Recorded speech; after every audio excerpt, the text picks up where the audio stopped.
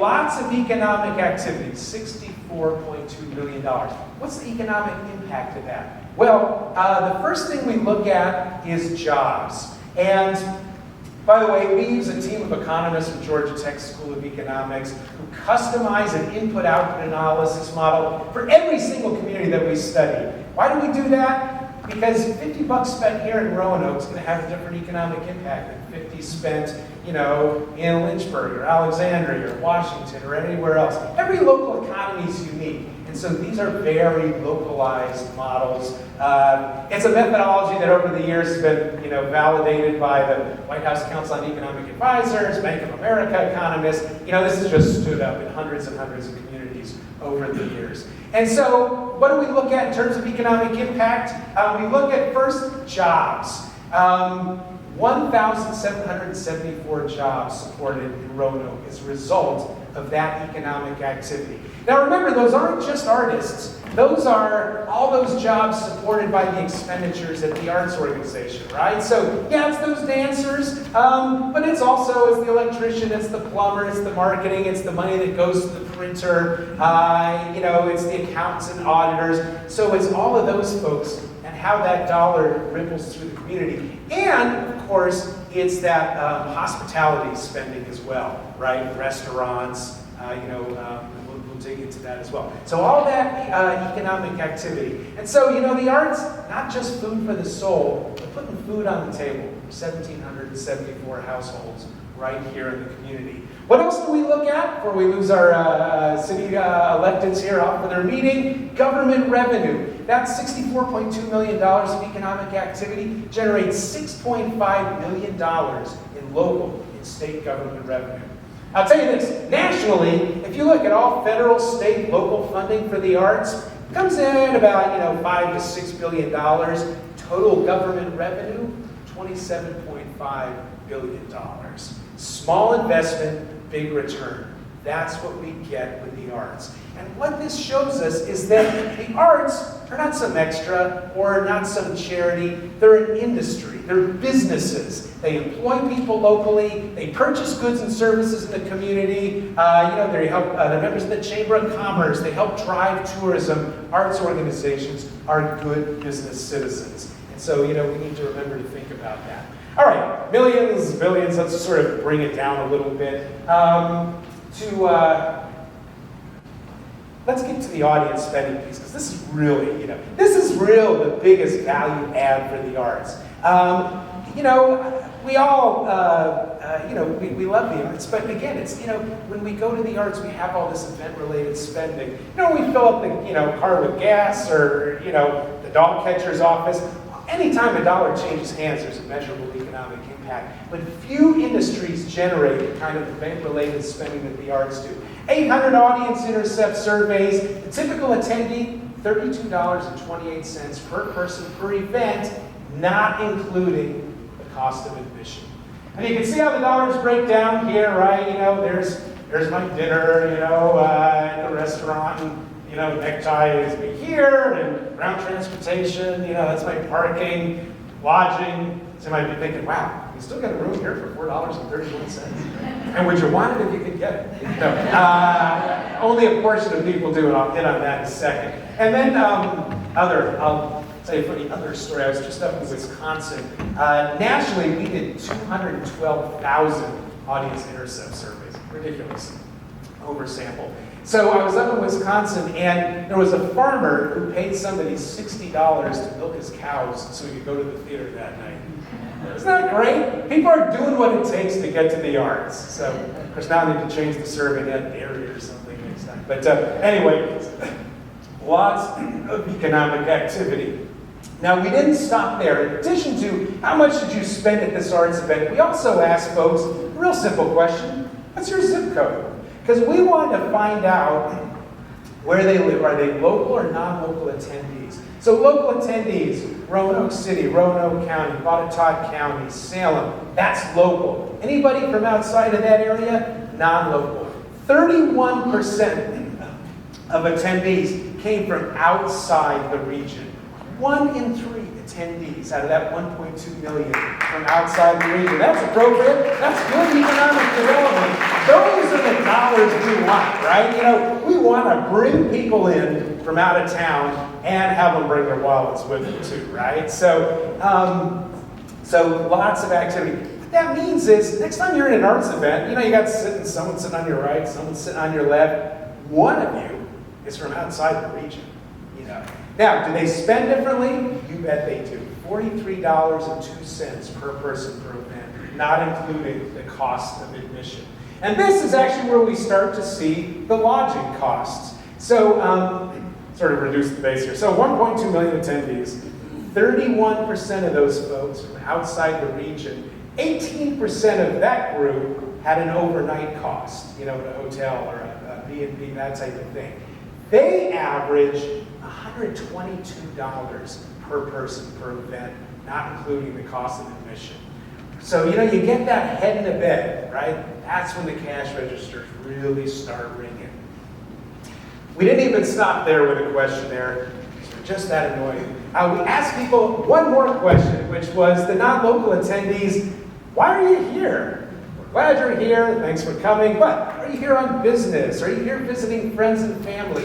63% said we came specifically for this arts event. So you can really see the pulling power now that the arts have, right? And when we invest in the arts, we're not investing in extra or a frill. We're putting our money in an industry. And it brings people to the community. Those people spend money. It's putting cheeks and seats and derrieres and cafe chairs. Talk to your local business leaders. You know, they know, you know, if there's some kind of great arts event happening. And this is what we see nationally as well. And I'll actually tell you, this figure is ahead of the national average. National average, $31.47. So, so you're running ahead of national, and then this is just about the same. But if you look at the national tourism data, people who include arts and culture on their visits, they're great travelers. These are the people you want to include. They're more likely to stay in a hotel or a bed and breakfast or an inn. They're more likely to stay longer. They're more likely to spend $1,000. They're a little older. These are the great, these are great kind of folks you want to bring to the community. So arts and culture really doing their part to help drive the tourism. So that's the big takeaway there. Now, everyone good on that? That makes sense? I'm seeing heads nod. All right, so let's expand the conversation a little bit to a World War II tank. Yes, not a mistake slide. That's actually a World War II era tank. I want to expand not just the nonprofit arts and culture sector, those 30 organizations, but start to think about the arts and creativity and how that really drives economies these days. You know, innovation is king, in this global economy. And how do the arts connect to that and the arts driving creativity? So this World War II era tank is actually an inflatable tank. It's a product of the 23rd Special Troops Unit from World War II. Anybody heard of the 23rd? So put yourself back in World War II, the battle, the war in Europe. It was really touch and go. I mean, it was very close. Nobody was sure how this was going to roll. And the military was trying to get any competitive advantage that they could. They thought, if we were able to throw the enemy off the scent a little bit or create some battlefield diversions or something, that might help. So what did they do? They went back to the States. They pulled out the artists out of art schools. They got designers, technicians, writers, actors.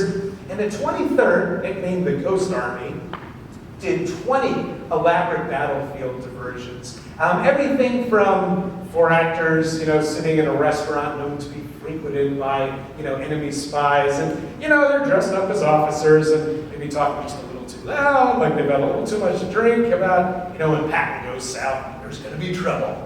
Knowing that there was lots of little ears listening to that heading south, send that, to headquarters.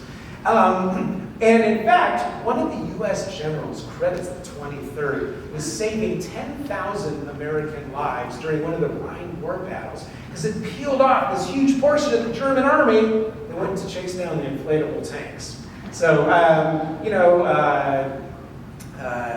Ellsworth Kelly, Bill Blass. I mean, so many of our World War II era artists, designers, all members of the 23rd. Now, my point about this is not like, I guess you always wanted to be a high school teacher of history or something, but rather, if we can take arts and creativity and be successful in the middle of the World War II battlefield, well, we certainly can do it right, here in Roanoke and Salem and all our communities around us.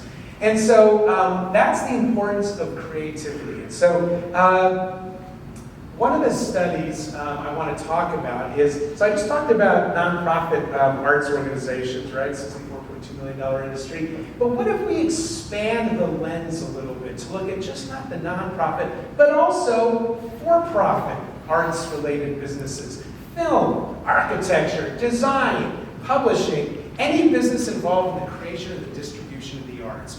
And my data source for this one is Dun & Bradstreet.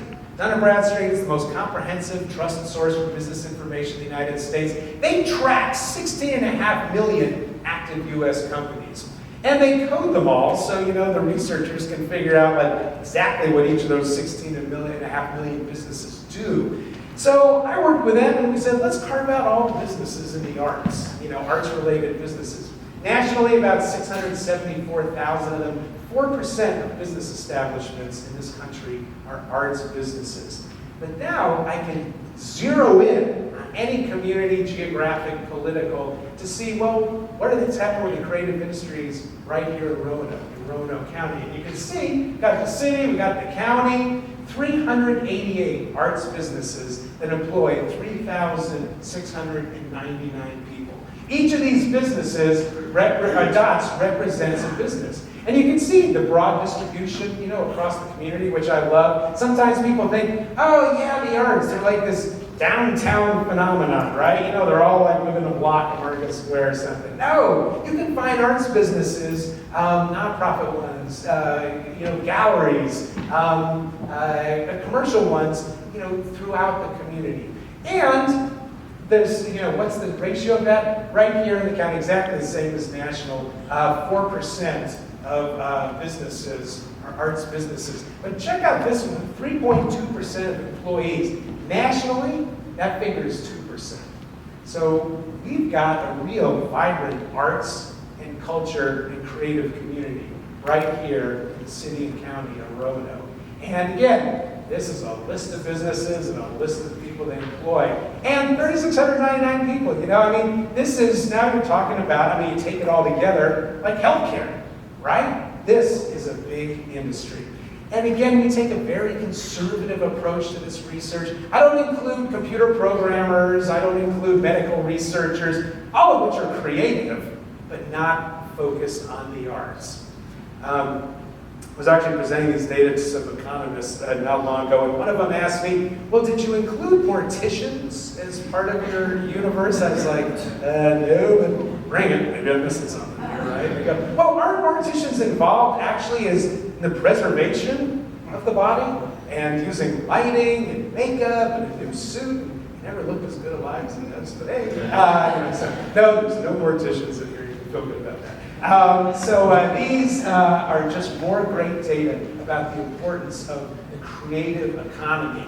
And this is the big issue for business leaders today, right? We got business leaders in here. So I do a lot of work with the Conference Board. Conference Board, that's the national organization for big business in the country. They give you the leading index of economic indicators, the Consumer Confidence Index. It's where business scholars go to do research, and they provide data and research for business leaders. It's the data source for the Fortune 1000 CEOs in this country. Their research shows creativity is now among the top 5 applied skills that business leaders are looking for. It's even leapfrogged the 3 R's, reading, writing, arithmetic. And of course, we talk about that as researchers. Yeah, you got to be able to, read, write, do math. But if you can take some creativity and apply that to your scientific, your engineering, your agriculture knowledge, those are the high-paying jobs that we're all trying to attract to the community.